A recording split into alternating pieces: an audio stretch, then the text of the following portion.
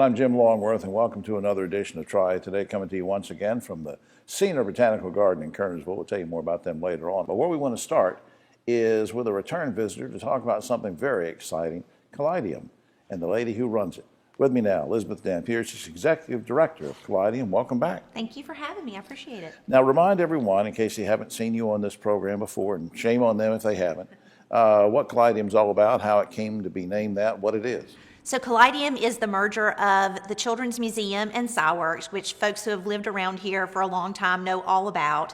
And what we are looking to do is to build a brand new building in downtown where we will be in one location together, but we are the primary informal educational resource for STEAM learning. Yeah, and you say STEAM, so I want to make sure everybody understands what we're talking about. Let's talk about that acronym and what you're doing to advance it. Sure. So STEAM for everybody out there is science, technology, engineering, arts, and math.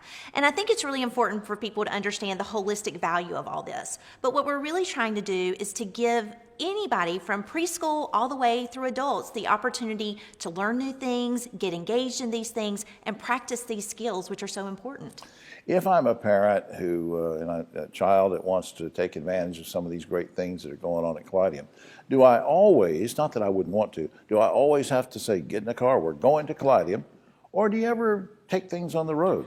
Right. Well, we obviously want everybody to come to Callidium. We think it's a great place to be, and we think that there's lots of fun and something always new there. That's true. However, it's really important for folks to know that it's not just about what happens inside the doors. It's also about things that happen outside the doors. So we're regularly working with community partners. We're regularly going out in the community through festivals or programming and things like that. So it works both ways to be a really good partner in the community. Now, let's stay with the community theme for a second. We know that sadly there's been a loss of learning because of the pandemic. We're still not out of that, and we've had to go through lockdowns and no class and going and learning at home and then going back to class. So the kids have suffered from that, from a learning standpoint. So knowing that, how is Callidium supporting schools during this period? Sure. Well, we think about schools not just in terms of formal education schools, but also we're working with folks like Head Start. So we're working with our earliest preschoolers to talk about how science and literacy come together. We're working with the Hispanic League and doing things on a bilingual basis as well. So again, thinking about it broadly. But in terms of schools, we understand that that's where so many of our children are. And as part of the educational ecosystem here in this community, we're meeting their needs by doing things like virtual field trips. We also, because of our partnership with Inmar, who also allows us a couple of loaned executives, we have this exciting new robotics field trip that is coming online because we are seeing kids coming back to us now. And so they're able to use Ozobots and all these small things in robotics programming, and Inmar folks are helping us to teach those real world skills and practice those. Yeah. So those are really exciting things. We're also bringing online a program called Invention Convention with our schools.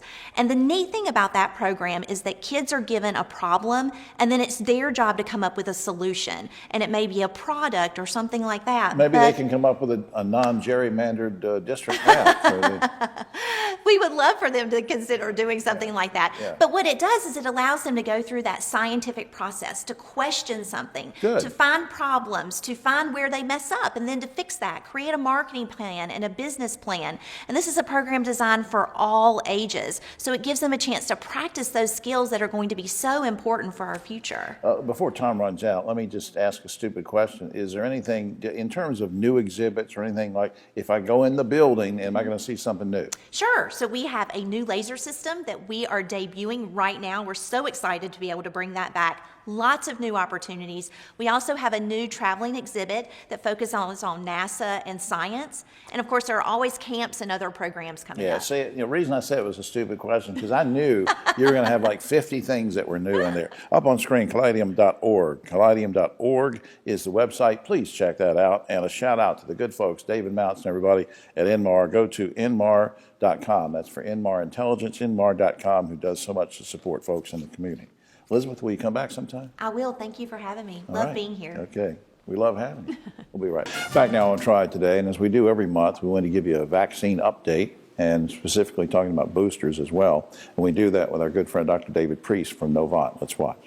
I think what we're learning and what people have to realize is the third dose, as it stands right now, is really just increasing your chance of avoiding an asymptomatic or mild case. 2 doses are really giving some nice memory cells to folks.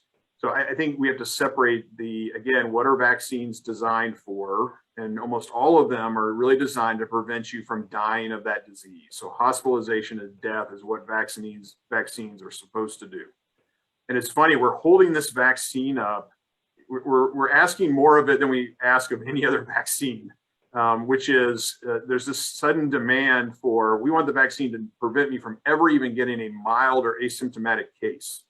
So if that's the standard, it's not a vaccine that's going to get you there. It's a vaccine that's going to keep you out of the hospital and keep you from dying like other vaccines do. Now, what happens early on, the first 6 months after you get the vaccine, not only does it prevent you from keep you out of the hospital or from dying, it also keeps you from getting asymptomatic or mild cases pretty well. But over time, the way the immune system works is those memory cells are created, and that's really going to protect you long term. And you don't need neutralizing antibodies. Your immune system assumes you don't need those, and those fade over time. And then if you get exposed again, you get a mild or asymptomatic case because your memory cells take a little bit of time to get ramped up again when you're exposed to the virus. It's got to make more neutralizing antibodies. So what that third dose does is really just say, we're going to give you a little bit more neutralizing antibodies to help you avoid it altogether, even though you're pretty protected from hospitalization and death. So all that's to say, as we plan boosters and think through booster doses, we have to say to ourselves, what is the purpose of this booster, or what is the purpose of the third dose? And if the sole purpose is we just want to keep you from getting COVID altogether, I think that changes the equation on how often you would need it and those kind of things. So I'm not going to be surprised if additional true boosters that have been designed against Delta variant or other variants are, once a year thing like a flu shot. I think that could very much, be part of the equation here. But I think people who have had these 2 doses of mRNA vaccine are still protected from the serious complications for quite a while. And we'll learn through, as the science evolves, how long that is and when extra doses, would be necessary. So in terms of vaccine third doses, the recommendation is to try to stick with the product you got. So right now, in general, that's Pfizer.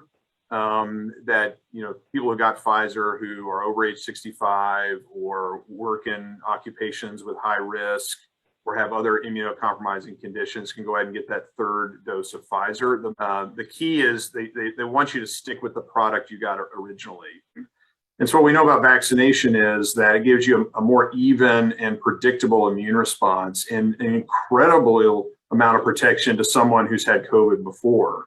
And so we are encouraging individuals who've had COVID to get vaccinated.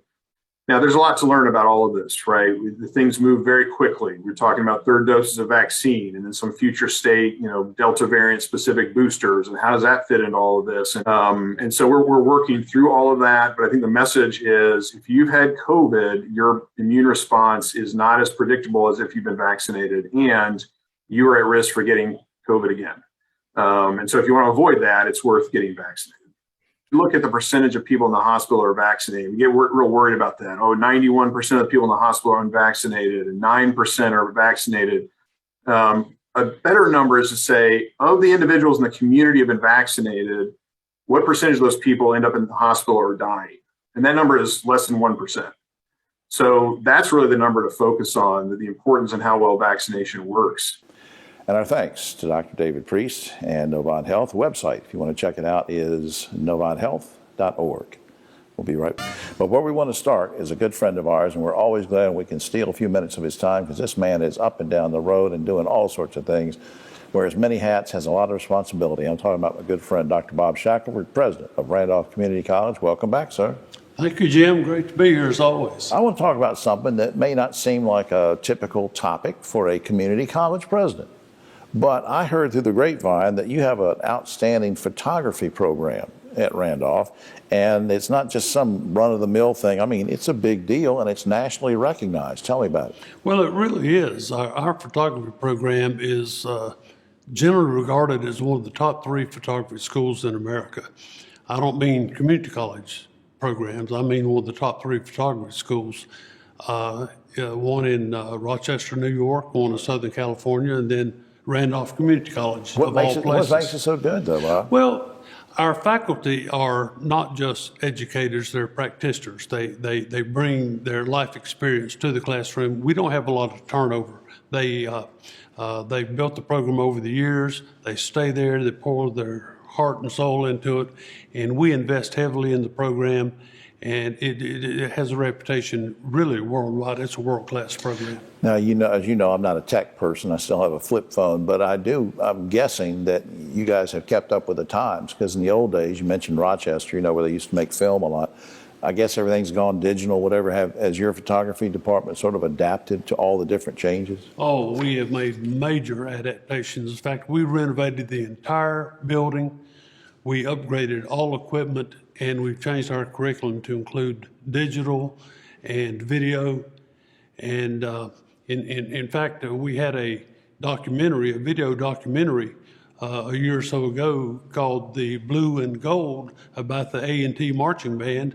And if you look at the poster of that video, the prizes it has won, the awards it has won nationally, it looks like a general with all the ribbons on it. Golly. It's been incredible. What kind of jobs and careers, I know this might sound like an obvious question or a stupid question, but what kind of jobs and careers would your folks pursue coming out of a photography program? Well, we have three major focus areas. One is photojournalism, and one is commercial photography, and the other is portrait photography. So Okay. people can either open a portrait studio, they can go to work for magazines and newspapers. They work in forensic photography, medical photography. There's a world of job opportunities for our students. And even in the corporate world too, that's getting more and more demand. As people want to have their own departments, just like you have a department with people Right. too. Now, your photography grads have been very accomplished too, and I think you emailed me one day and said, "Hey, we've got some magazine covers that some of our folks have done." Our graduates are incredible. We have a student, Nathan Richards, who just shot the European edition, the cover of Elle magazine, Wow. which is just a real prize. Yeah, that's huge. And we've also had a recent graduate shoot the cover of Smithsonian magazine. We just had a 2016 graduate win the Photographer of the Year in Ohio, and that's even with Western Kentucky University and University of Ohio having a great photography program. And we had one of our recent graduates was the first female photographer in history to shoot the official formal portrait of the United States Supreme Court. That's just great. I know people in photography circles know about your department, but as far as the public is concerned, it's sort of like the best kept secret in the world there, and we really congratulate you on that. Before Tom runs out, I want to make sure I put up the information. The general website, of course, for Randolph Community College is randolph.edu. Very simple, randolph.edu. You can learn all about programs and the curriculum and all the things that the community college is involved with. And as far as the photography thing, can somebody, if they go to the website or sign up, is that something you do year round, or is there certain times of the year you can sign up, or what? Yes, look on our website, look up our photography program, get in touch with us, and they'll show you how to get enrolled. All right. Dr. Bob Shackelford, thanks for telling me about this. I wasn't aware of some of it. I'm proud of what you're doing. Thank you, Jim. We'll be right back. Back now on Triad Today, and I'm so glad to have this lady with us. We share a lot of things in common, in particular our choice of universities from which we graduated, and I'm talking about the lovely lady, the young Susan Saffron. She's co-chair of Light the Way campaign, and we're going to talk about that in just a minute, but welcome to the garden. Thank you very much. Before we talk about Light the Way, let's talk about how you're connected to UNCG, what drew you to the university and to get involved with the campaign. Okay. First place, I transferred to the university, particularly to go to nursing school. Okay. So I'm a graduate of the nursing school. A great nursing school. It is. It's a wonderful nursing school. Have you seen the new building? I have not. Oh, please come visit. I will. It's beautiful. So I went there. Then I went about my career, varied in a hospital and critical care for 20 years, and an educator, master's degree from Duke as a high-end educator. Right. And then I retired, sold the business I had started, teaching CPR and first aid and ACL, advanced life support. Right. And so when I retired, I was asked to come and be on the advisory board for the last campaign for the nursing school. That's right, that's right. So I served on that. I've served on several advisory boards, and then I was asked to serve on the board of trustees. First nurse that was on the board of trustees. I didn't know that. And then this came up, the Light the Way campaign, and so you said, yeah, count me in. It's exactly right. I did kind of hesitate for a little while. I had to think about it. No, it's not an easy task. No, it's not an easy task, but I was very excited to get involved. Once you get involved, you see all the needs that the university has. Right. So I'm very, very pleased to be able to co-chair this along with Randall Kaplan. Well, remove yourself from your title for a second and tell me in general why this campaign is a big deal. This campaign is a big deal because it's going to transform the university in many, many ways. We have 3 key words that we talk about. We talk about access, impact, and excellence. Access is the focus on the students, and the access is trying to raise scholarships, $100 million worth of scholarships Wow. for students. And so we have so many bright, deserving students. We have some that have great financial need, and they either drop out because they can't continue to fund it. That's right. The debt's getting too high. So we need more money for that. We need merit scholarships to attract the best and the brightest, and that can be students that need financial aid or students who don't need financial Right, right. aid. But it's your best and your brightest that you bring in. We have a great honors college. But also, it is about, we want financial aid for middle-income students because sometimes those students fall through financial aid cracks with the middle income, and they don't have enough money to, or they have almost just a Just little bit enough, but too not, much. yeah, exactly. I know And exactly what you're talking about. And it takes a toll on those families. And maybe one day the government will come through and they'll decide to do something about the college debt or tuition or whatever. But in the meantime, we need to do this. Now, before we lose time, let me just bring this up. Let's say somebody says, oh, well, that's the campaign sounds nice and thanks for telling us about it, but I really don't have much to do with UNCG. Why should I contribute? And I look at you as a nurse, and the first thing that comes to my mind as an alumnus is, you know what? The folks that come out of that school of nursing, just as an example, may save my life one day. Correct. So sort of comment on that. I mean, why it's important for everybody to give. It's important to give to our campaign because we are the doers in this region. Most of our graduates continue to stay in North Carolina. That's right. And they continue to work. We're your nurses, we're your teachers, educators, principals. We are scientists, we're kinesiologists. We do so many things in the community. We don't have what you consider the big schools, the engineering, the medical schools, and things like that. So our people come out working, They do. speech and hearing, Yeah, all and do kinds. so much for so many people. Yeah, you're right. So you're right. Up on screen, a couple of things. Of course, the general website, uncg.edu. But I want to make sure we put this up, lighttheway.uncg.edu. Light the Way. That's the name of the campaign. So please check that out. Susan, thanks for all you have done and continue to do for the university. Thank you. All right. We'll be right back. Triad Today, and we're going to do something a little bit special for this roundtable. And as we have our gang here, Ogie Overman, the great broadcaster journalist, David Daggett from Daggett Schuler, Keith Granberry, founder of Helping Hands Consultants, we're going to do something since Thanksgiving was just a few days ago. I'm going to go around the horn and ask each of these guys, take about a minute and a half, and tell what they're thankful for. And we're going to start with Ogie Overman. Jim, it's a lot. I'm thankful that I have this kind of an innate sense of good humor and gratitude that allows me to be thankful for the beauty around me in perilous and dangerous and ugly times, to see the innate goodness of my fellow man. I'm thankful for my wide and wonderful circle of tried and true friends who are there when the chips are down for me. And you have a lot of Always friends. have been. I'm blessed. My brothers, my hot wife, who thinks I'm the biggest, hottest Studley whiplash there ever was.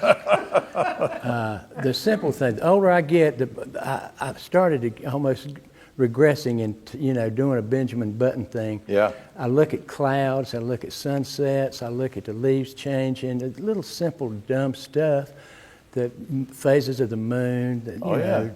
changing the season, just dumb stuff. You appreciate things that you now are more thankful for because you're more aware of them. You really do. You really do. Like I go out and look out Yeah. to the stars and Yeah. things at night. And one other one that I know that you share with me is that I'm grateful for the ability, the God gift, to be able to string sentences together, to make paragraphs, to make pages, to make columns, Great writer. chapters, articles, whatever. Great writer, great broadcaster. David Daggett, what are you thankful for? Well, first of all, I'm thankful that on this round table we don't have controversial issues where I have to disagree with these guys, and so they don't have to be wrong, and I can be right. So That's right. this is going to sound corny, and I piggyback a lot on what Ogie said. The last 20 months have been probably the most discombobulated 20 months, at least in our lifetimes, maybe human history. Horrible. And it takes me back to the basics of the family,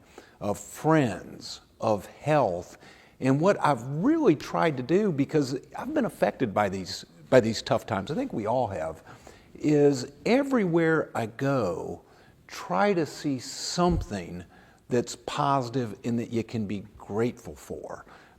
Sherry fixing my tie before this, the pumpkin over there, the Christmas tree behind us.